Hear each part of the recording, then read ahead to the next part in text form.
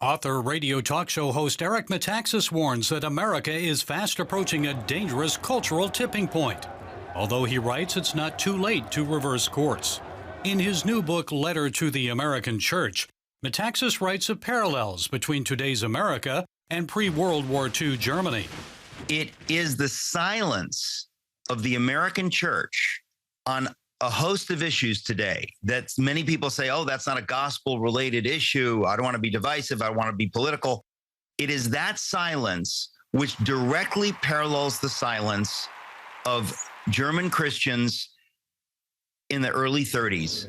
And it led to the satanic evil of the Nazi takeover of that culture where they crushed the church. Metaxas believes if only another few thousand Protestant pastors had spoken out, the Nazis would not have succeeded. Instead, their silence doomed the German church and nation while leading to the Holocaust. This was not biblical. This was not what God was calling them to do. But the church hesitated enough and kept silent enough for long enough for the Nazis to utterly take over and really do things so evil that we look back, we think, well, that can never happen again. And what I'm saying in this book is that exactly the same thing is happening again today because of the silence of the American church. Metaxas writes that today, cultural Marxism is infiltrating American society. It is advancing leftist ideas like transgenderism in schools and Christian persecution. Breaking silence to make change takes courage and persistence.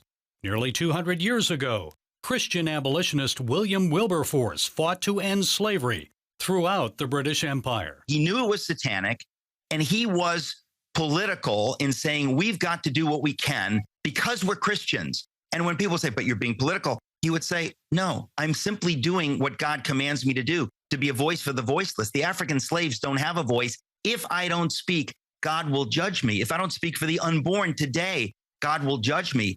If I don't speak against socialism and Marxism and the totalitarianism that is coming into our country, which is basically, Chinese communist thinking coming into America and into American churches. The fact is that Bonhoeffer and Wilberforce were both told, be quiet, just keep your faith private. Just preach the gospel and stick to gospel-related issues. And they said, what is not a gospel-related issue? And Metaxas believes speaking up is not enough.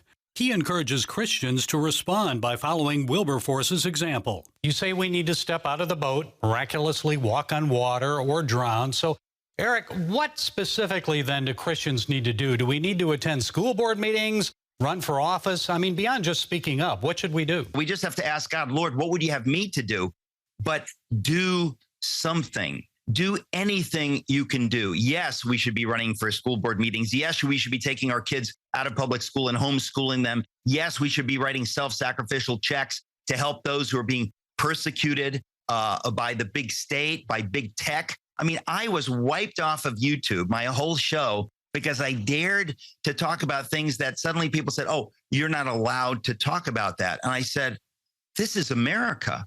This is America. People have died so that we can talk about anything freely. But a chill has fallen over this country and the church has been silent. And there are voices in the church advocating silence, advocating that we just don't be political. Metaxas says, like many others, American Christians fear offending people and being canceled by the prevailing culture. He urges American Christians to take courage and respond boldly before it's too late. God will not hold us guiltless. God will judge us for our silence because our silence is wrong. God calls us to the battle.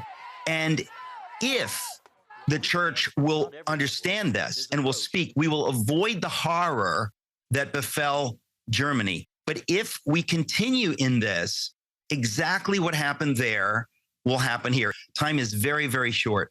Gary Lane, CBN News.